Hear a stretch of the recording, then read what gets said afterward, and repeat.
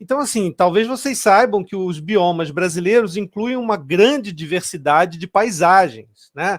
Você tem uma grande variedade de relevos, de planícies, de serras, de climas, de solos. Um exemplo disso é a nossa Caatinga, que é um bioma que tem 4.600 espécies de plantas diferentes. Algumas delas a gente pode ver aqui, inclusive esse da esquerda, que é conhecido como baobá da Caatinga, né? E realmente os biomas aqui da América do Sul são biomas que têm uma quantidade de espécies enorme. Aqui tem mais algumas imagens dessa biodiversidade impressionante. Esse aqui é um mapa de fisionomias da Caatinga que nós adaptamos com base no mapa do IBGE, só que adotando as categorias do Oliveira Filho, tá? As categorias de nomes do Oliveira Filho. Inclusive separando o que é rosa é savana, então vocês vejam que esse mosaico aqui, ele corresponde aos contornos do bioma Caatinga, e aqui eu queria fazer logo uma distinção. Existe o bioma Caatinga, que é uma região grande com várias vegetações. E dentro do bioma Caatinga tem várias fisionomias, muitas delas são floresta rigidifoliada, que a gente conhece como vegetação de Caatinga, mas também tem, dentro do bioma Caatinga, floresta, está em verde aqui, ó, floresta perennifólia ou semidecídua, tem savana, né, o cerrado, essa área rosa, essas áreas rosa. Então, você tem aqui vários tipos de vegetação dentro do bioma em geral Caatinga. Então, assim, agora a pergunta-chave para nós é o seguinte: a fisionomia, ela é suficiente cientificamente? Provavelmente não, para conhecer a biodiversidade. Por quê? Porque grupos de espécies diferentes podem ocorrer na mesma fisionomia, tá? Você pode ter uma mesma fisionomia, mas uma parte dela tem um grupo de espécies e outra parte tem outro grupo de espécies. Que é um exemplo de uma proposta, outra que teve, de identificação de um bioma chamado bioma das florestas tropicais sazonalmente secas, né? Que são florestas que sofrem uma seca marcada, perdem as folhas e ocorrem em várias áreas da América Latina, do México, Caribe, a região andina e no Brasil também, aqui no Chaco, né? Então vocês vejam que a Caatinga é o maior bloco existente de floresta sazonalmente seca. É uma proposta também baseada na fisionomia. O bioma florestas secas é um bioma baseado na fisionomia também nas espécies, porque existem muitas espécies adaptadas à seca nessas regiões. Então, o que nós resolvemos fazer? Resolvemos construir uma base de dados, como outras pessoas também têm construído pelo mundo afora, pelo Brasil, reunindo dados publicados de trabalhos feitos de várias fontes, tá? Esses dados foram baixados e foram reunidos no que a gente está chamando de uma base de dados Caaporã. Caaporã é uma palavra tupi que representa floresta bonita ou mata bonita. Então, nós resolvemos homenagear a língua dos nossos indígenas, com a base de dados sobre as espécies dos biomas brasileiros. Essa base de dados consistiu em pegar os trabalhos publicados e também não publicados, porque tem muitas teses, dissertações, relatórios, pegar as espécies que foram encontradas em cada local e colocar numa base de dados, né, numa planilha muito grande. Então, aqui um exemplo, à esquerda vocês veem os pontos de ocorrência que nós temos para a Caatinga, são pontos com dados de presença e ausência. A Caatinga está aqui em amarelo, né? E aqui à direita os pontos que têm dados de abundância. Essa região rosa aqui é o Cerrado, né? Verde claro a Mata Atlântica, verde escuro ali em cima a Amazônia. Chama a atenção que a gente conseguiu vários pontos, mas ao mesmo tempo nós temos aí várias áreas sem informação ainda, né? Então isso aqui é muito importante, tá, pessoal? São 109 pontos de abundância, 276 pontos de ocorrência, e é importante para vocês verem que falta muito trabalho a ser feito, porque tem muito poucos levantamentos sobre a abundância das espécies da Caatinga, de árvores e arbustos, e muita concentração de pontos justamente no estado de Pernambuco, Paraíba.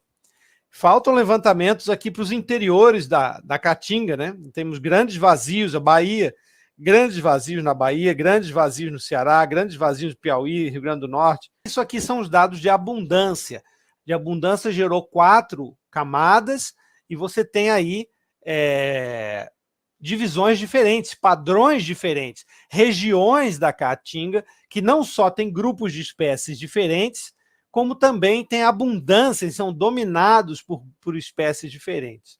E aqui, finalmente, é o nosso principal mapa, que é o mapa das sub-regiões florísticas de espécies da Caatinga, no caso, do exemplo da Caatinga, tanto para a presença e ausência à esquerda, quanto para a abundância à direita. Então, vocês vejam que esse mapa significa o quê? Significa que cada região dessa, no caso de ocorrência, a gente identificou 9 regiões. Eu estou usando aqui uma classificação que nós fizemos, e aqui à direita, para a abundância, nós encontramos 10 regiões. Tem uma certa semelhança aqui no sul, né? A Chapada Diamantina se destaca, você tem uma região aqui no noroeste do Piauí, por ali, que é bem diferente. Você tem umas transições aqui entre essa área mais seca, 5 e 6, é bem mais seca, e a 7 é uma transição para essa 9, então aqui você tem também, mas aqui nós temos também algumas diferenças, né? Tem várias diferenças de uma região para o outro. O que significa o mapa da esquerda? Ele mostra mais espécies raras e endêmicas. E o mapa da direita, ele mostra mais regiões que são dominadas por certas espécies mais abundantes. Então, para vocês verem que são 2 lados diferentes da biodiversidade arbustiva arbórea do bioma Caatinga. São lados que se completam, porque um mostra mais as espécies raras e endêmicas, o outro mostra mais espécies abundantes e dominantes. Né? Vocês reparem que dá para ver aqui algumas coisas. Por exemplo, aqui é a Chapada do Araripe.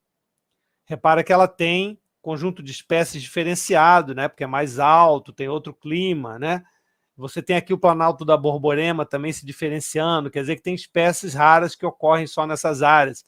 A Chapada do Araripe também tem espécies dominantes diferentes, ó, tá vendo? Que lembram que são comuns a uma área de uma parte aqui que pega uma parte da Chapada Diamantina, embora não toda. Aqui também, ó. Tem aqui nessas serras aqui de Pernambuco. Então, essa região 5 e 6 são as mais áridas. Aqui 5 e 6 é que pega mais as espécies mais adaptadas à seca também. Ou seja, são aspectos da beta-diversidade que não aparecem na fisionomia, né?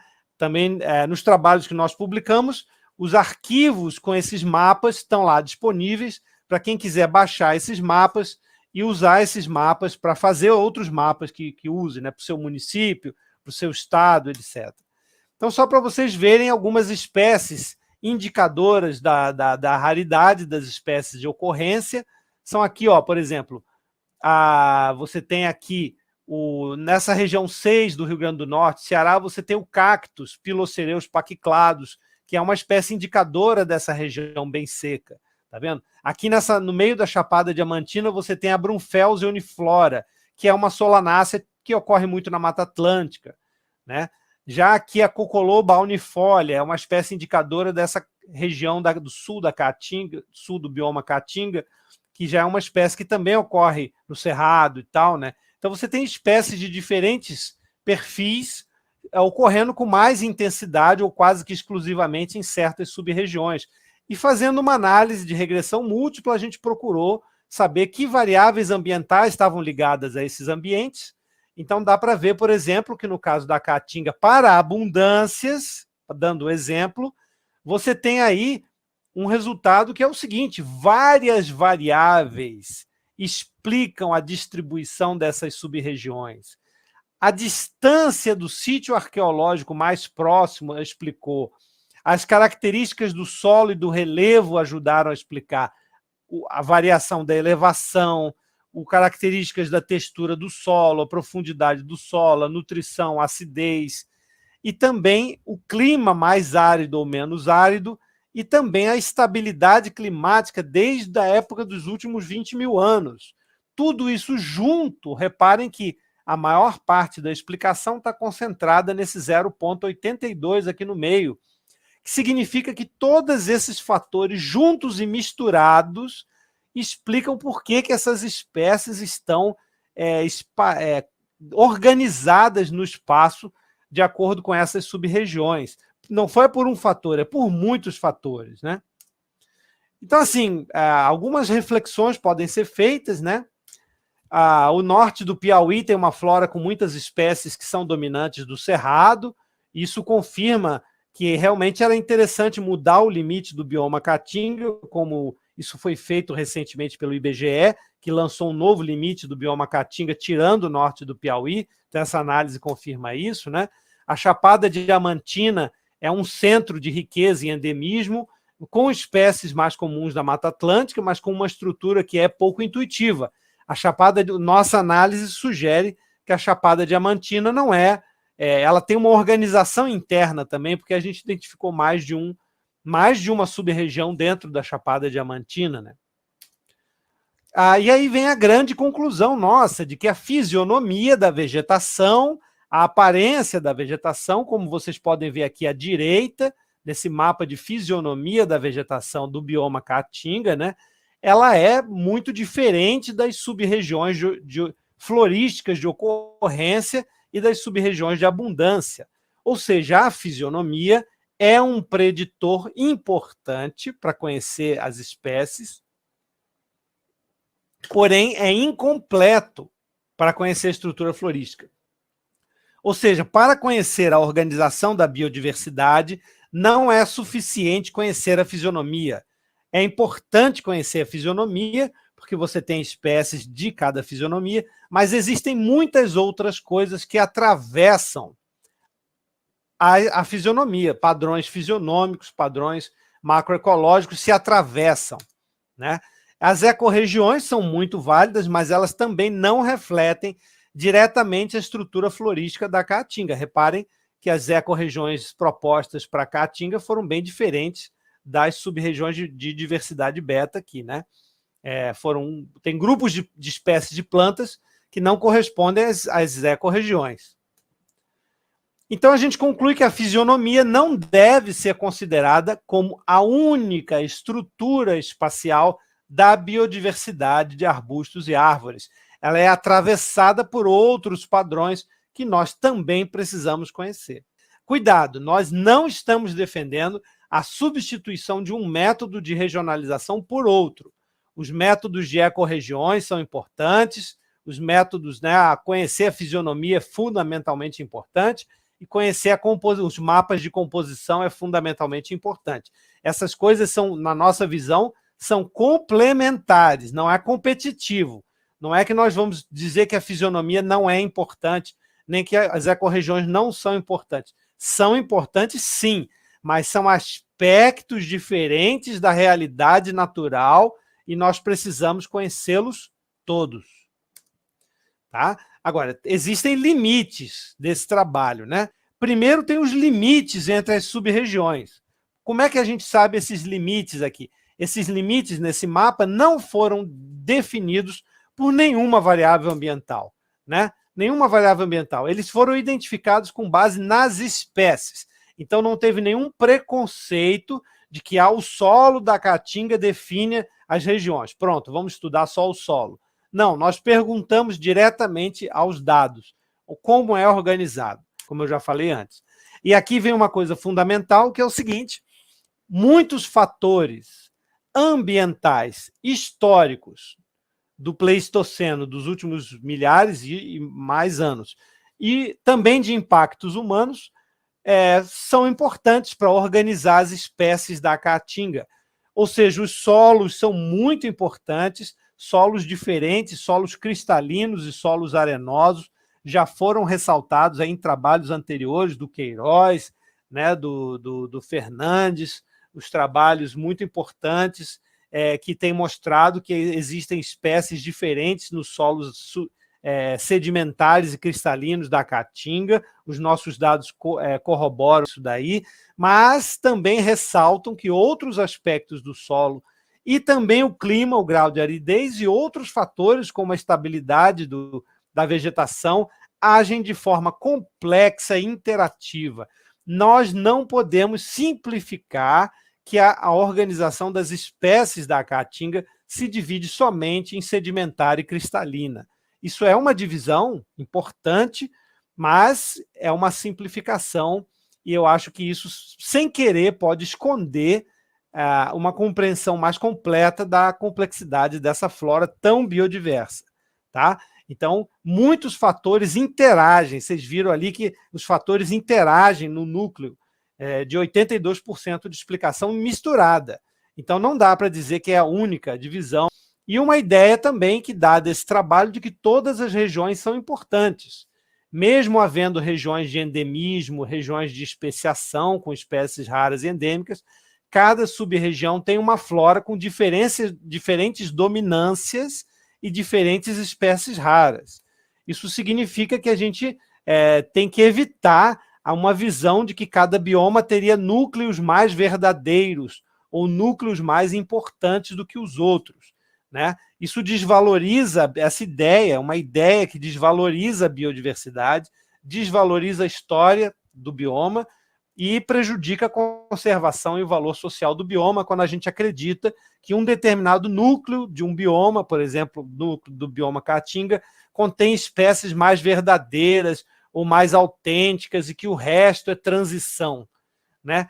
Claro que existem regiões que sobrepõem espécies de biomas diferentes e, por isso, formam floras únicas, formam floras diferentes, com funcionamento diferente, com biodiversidade diferente, com dominância diferente, que são tão importantes quanto os núcleos onde houve uma evolução mais antiga. Essas são parte da tapeçaria da riqueza da biodiversidade, né?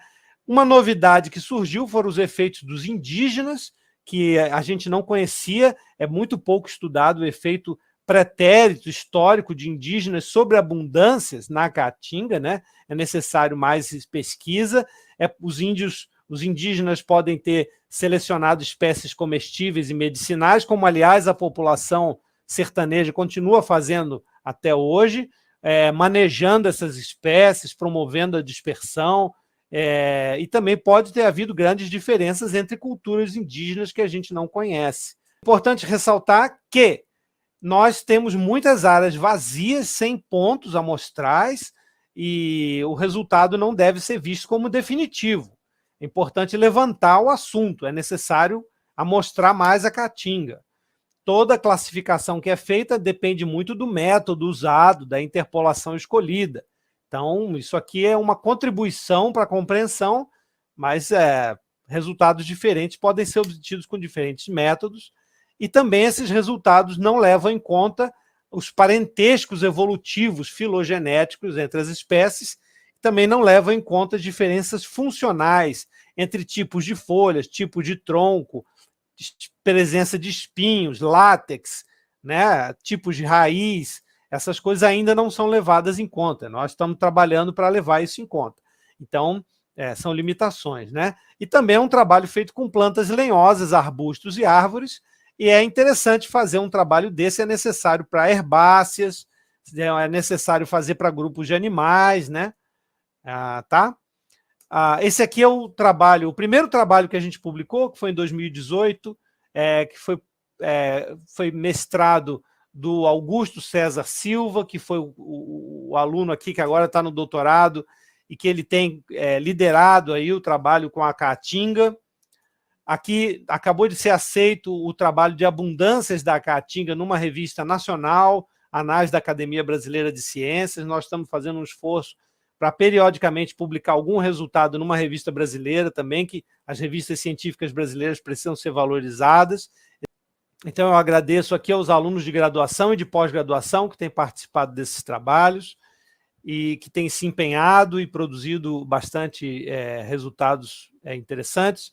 E homenagem nossa às centenas de brasileiras, brasileiros e estrangeiros que se dedicaram ao estudo de campo das árvores no Brasil nos últimos 70 anos. Nosso agradecimento aos esforços de todos eles. Agradecemos a todos até de antes de 70 anos, mas os 70 anos são a maioria dos nossos dados é mais recente, de 30 anos para cá, mas tem alguns dados mais antigos e de herbário também, né? Então, vamos homenagear o trabalho dos brasileiros. Muitos desses trabalhos foram publicados em português, em revistas brasileiras, e é importante a gente publicar em revistas internacionais, mas também é importante a gente publicar coisas de interesse do Brasil, que não necessariamente são interesse internacional. Tá?